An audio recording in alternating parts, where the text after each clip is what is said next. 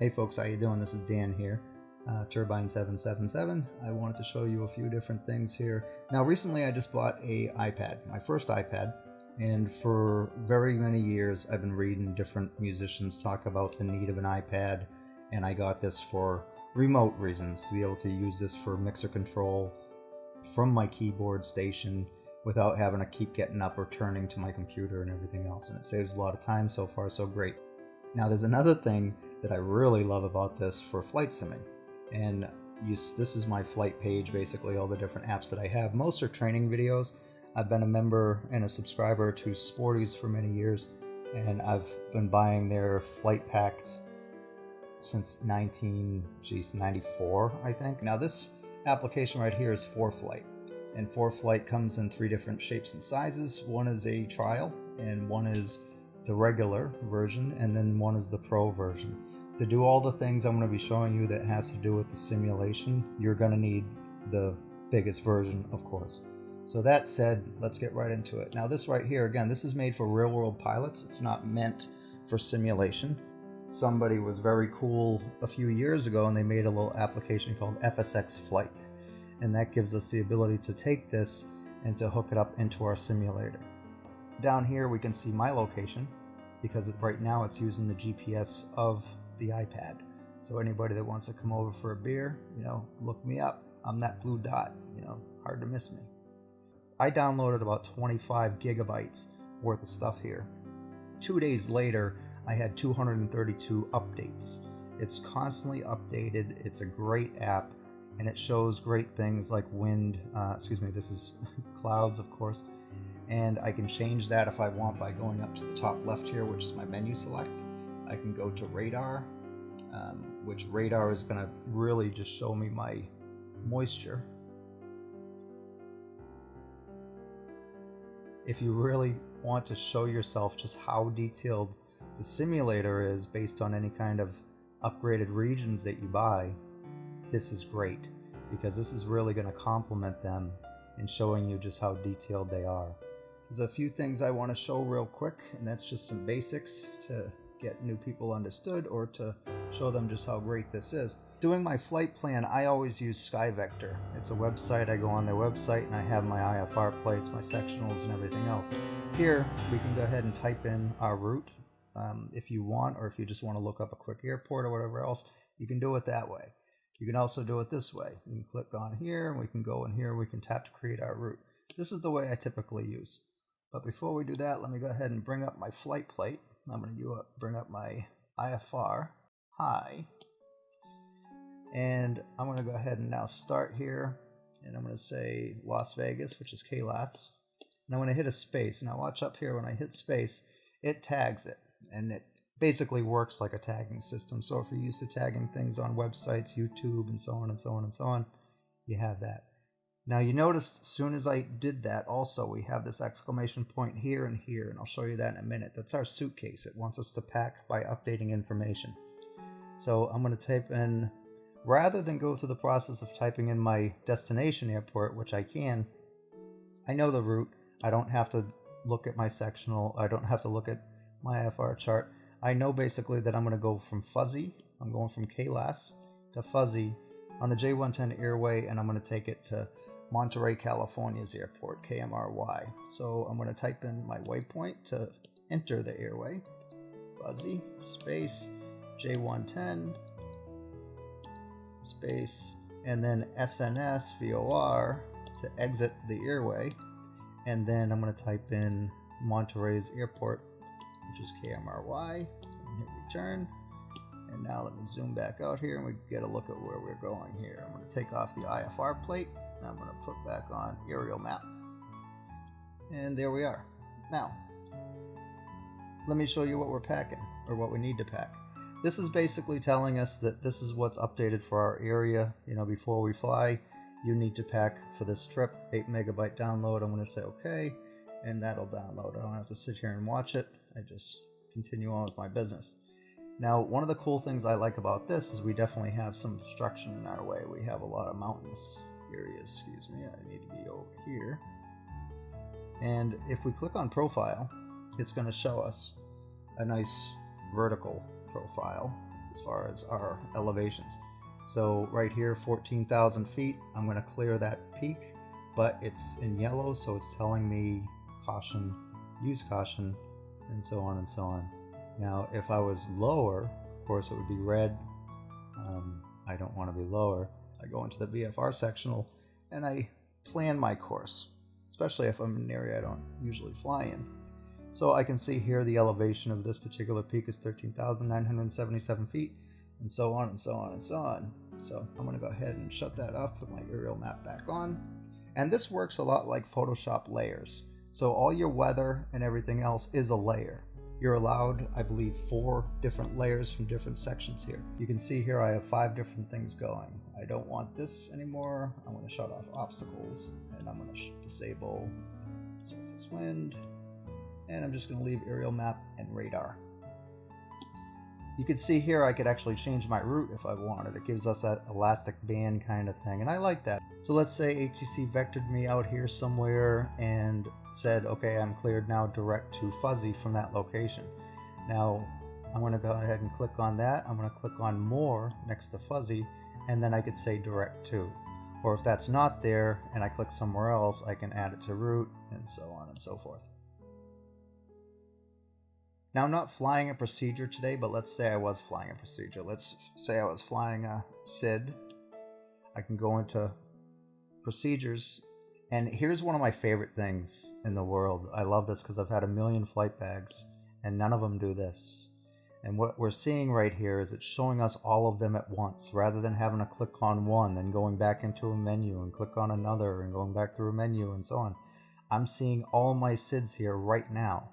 So I can say, okay, well, I'm going northwest, so this is great. Sheet 9 is what I want. Why would I want to go through all these ones that have nothing to do with what I'm going through? This one branches in a couple different ways, so if I were to click on MCCRN4, then it's going to ask me which transition I want since it has 3. So once again, it eliminates everything else.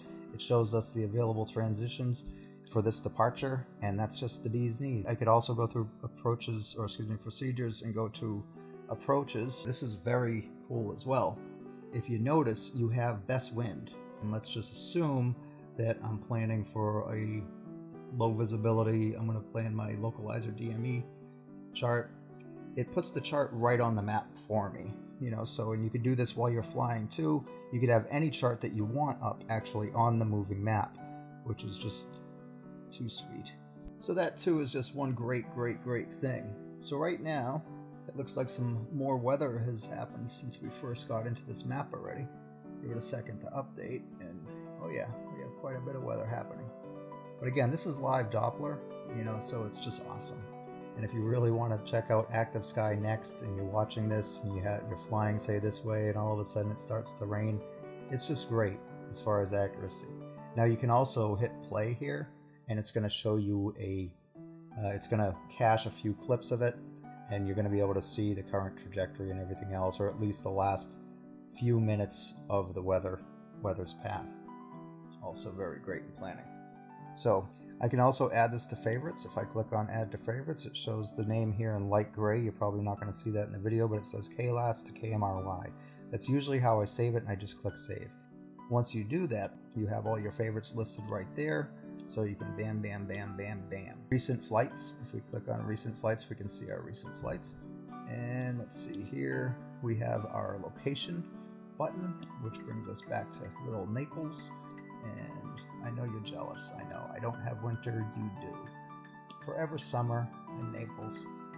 But that's not always a great thing. So let's show you one more thing here. If I click on KLAS here, I can say show on map to bring me back to where I was. Once I get here, another thing you can do is you have a lot of details. You have actual pilot notes, real world pilot notes being updated every second that you're using this map. You have weather, of course, will give you your METAR, your TAF, your MOS, forest discussion, so you have your write-ups and spotter information statements. And this is great. This is one of the things I like about it being a real-world pilot. Here we can see the conditions as VFR. If I was at KLAS and we were under IFR conditions, it would say IFR. So we could change our airport here, and let's check out our destination airport, Monterey. I'm going to say search, and now we can see here flight category is MVFR. Okay, well, if we go, let's say runways, once again it's telling us 28 left, and it's giving us a breakdown of the winds, which is awesome. You don't have to do the math yourself. It's basically telling you what you can expect for a tailwind or a headwind. It's telling you what the flight pattern is, right traffic, okay? Your procedures, NOTAMs, services, AFD, and more. You also have up here, you have taxiway information nearby, which is going to tell you the airports nearby to our location. Fbos Comments. Now here's the actual, well, we have remarks. Remarks isn't it, but if we go under comments, you're going to see real-world pilots giving their information here, talking about the different things. And what I tend to see more often than not is remarks about the actual airport. It's saying, oh, this, the staff was great, or the staff, slapped my wife's butt and she liked it, and that kind of annoyed me that she liked it. That's why I'm divorcing her now. But anyways, now a couple of the things that I do want to show you is once we're in here, this little box right here, this is our send to button. If you click on that, you can send it to Facebook, send it to your email, file and brief, clipboard, logbook, or print it out. I'm going to send it to my logbook. So we have this route here. We're going to choose logbook, and now it's going to start a new entry in your logbook. And yes, this does have a logbook.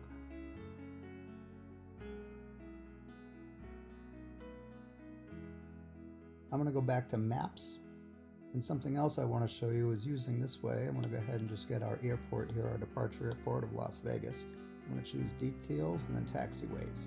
Now a lot of times our charts are shown like this, to where we have the header and everything else the right way, but the rest of the map isn't, so we want to flip them. So that's easy enough. So if we go ahead and we just click on this rotation button, we can rotate that from portrait view into landscape mode, which is what we want. Now once I'm in here, basically an airport that I've taken off from a few times, this right here is going to be the runway of our departure today, 7 left, and I'm going to actually be taking off or starting my taxi right from around this area here. So it's not that great to show you on this, but it'll save some time, and it's all the same steps nonetheless. So all we have to do is click on this edit button, and then we're going to be able to draw right on the map. So I like this preferred method right here, which is basically connect the dots where I click, and then you can set your settings for your pencil or your finger right here. So opacity, I can bring that up a little bit, and so on and so on. So let's get drawing. I'm just going to click where to start, and then I'm going to say from that to here, and then from that to here, from there to there, and right there. And that's it. Once I'm done, I choose done. Now if you ever want to remove this, just go ahead and click on that pencil, click clear, and then clear annotations. But I'm not going to do that right now. I'm going to choose done, and let's go back to maps. Now I'm going to click on KLAS again, and I'm going to say show airport diagram. That way it shows it right on the map here. And now if you look down here in the corner, that's where we drew, and it's not showing anything. So if it's not showing anything, chances are during settings at one point or another you shut it off. So you have show annotations. So if you click that, all of a sudden there's our annotations, just the way we drew them. Now again, if you want to hide them, just go ahead and choose that from there, or if you want to get rid of the plate altogether, you can just choose this, hide annotations, and hide the plate. Last but not least, one thing that I would love to show you every little map and show you all the things about it, but one real favorite of mine is the air signets page, or overlay. So if we go ahead and click on that, zoom out a bit, you have all your different overlays here to where you can get some good information here. So the southern quadrants, mostly you're going to see like turbulent flight levels. You can click on that to get more information on it. And as you get into colder weather, like around here in Ohio, you're going to have some icing conditions. So you can read all about that. And one other thing is, we won't see it from our choices right now because we're not in the sim, we're not loaded, we're not in flight. So once we're loaded up in the sim of our choice, in this case P3d, we get another option, and that is traffic. So if we choose traffic, we can see the traffic just like we're used to seeing on our TCAS, with the pluses and minuses being their altitude in relation to our own. And we have a couple Air Force planes out there, and we have, like, say, Delta. So if we click on it, it'll give us any information that it has on that. Speed, heading, etc., etc. I find this very, very, very cool.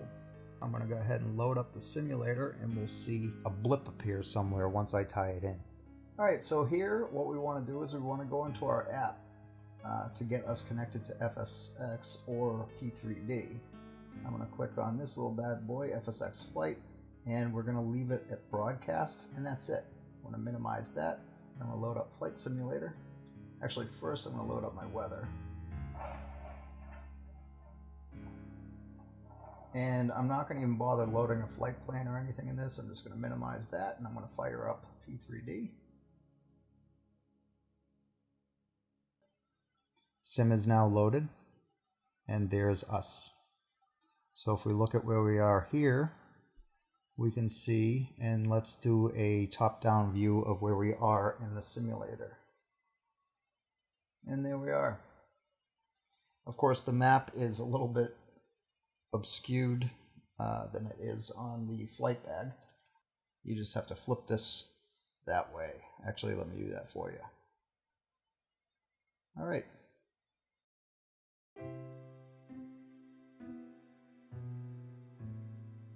All right, what I want to do now is I want to go ahead and I'm going to give myself some juice.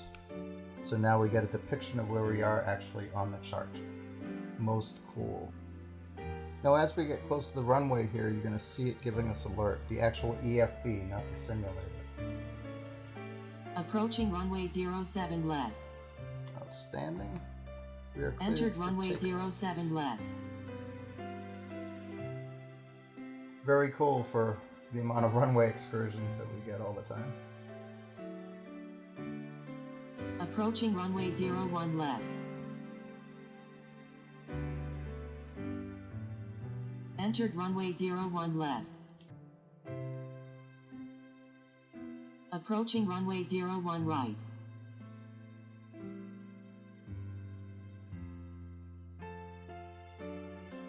Entered runway 01 right. And we are off. Alright, we are being vectored and everything else right now, and I do want to show you one other thing that's very cool of this.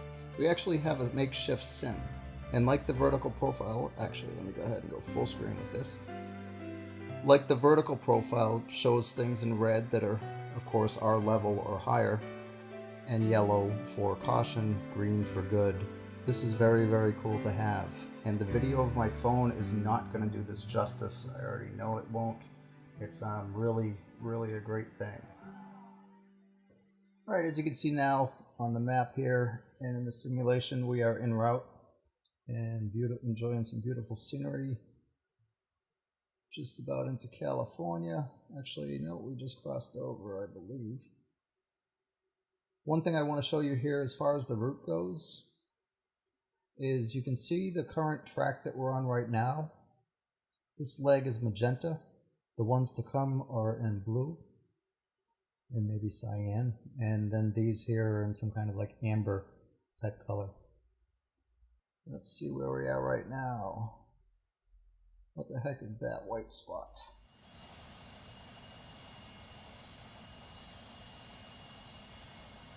I don't know.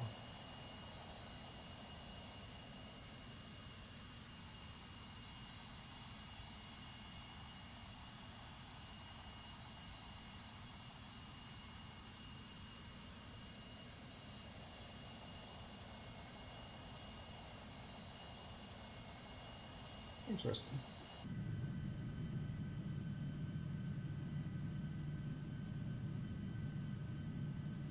Alright, just a little progress report to where we are here. We're a little past the halfway point. We should actually start descending fairly soon. I'd say probably around Fresno over here. But to give you an idea where we are.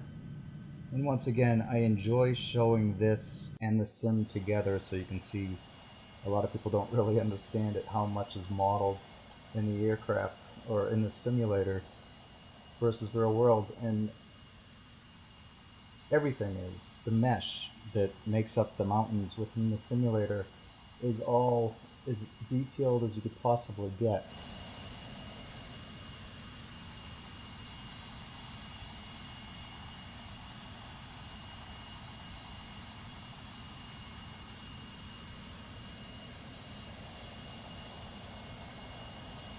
Now the approach, I decided to go ahead and change my mind, and I'm going to do an actual star.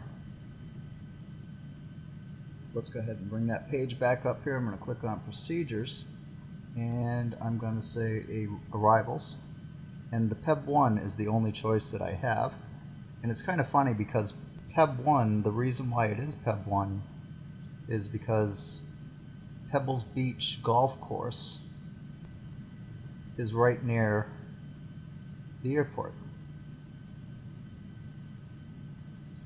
There's Pebbles Beach. Alright, as you can see here, I went ahead and I updated this as well for the the PEB1 approach.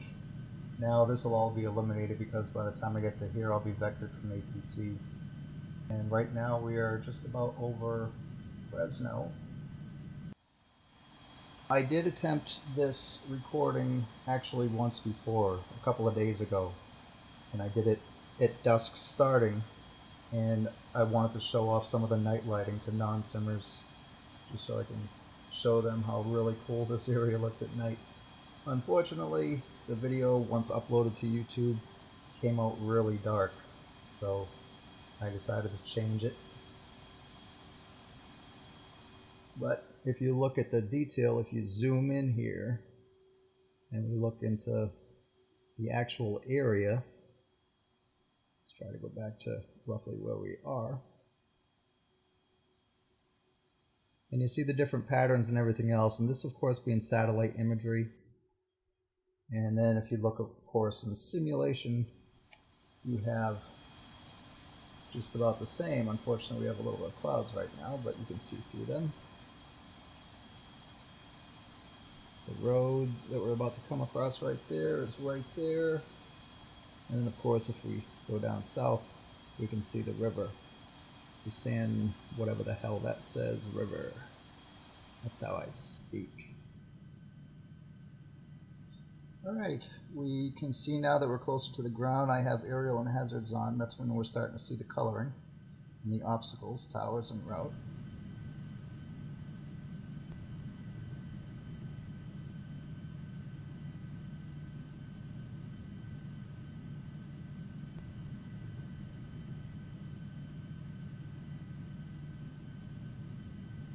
Pull up. Sync rate. 300.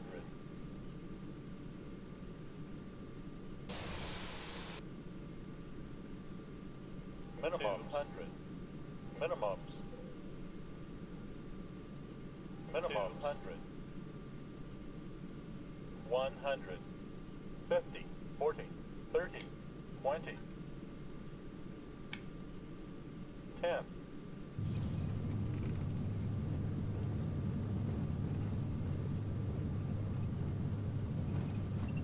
Reverse thrust set. 80 knots.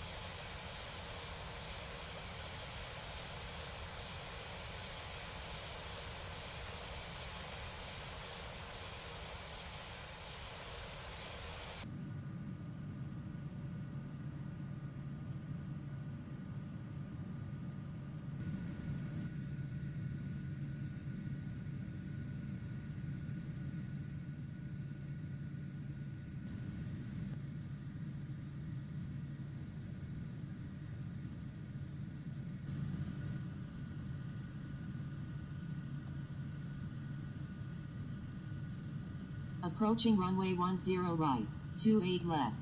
Entered runway 10 right, 28 left. And that's it, folks. Until next time, bye-bye.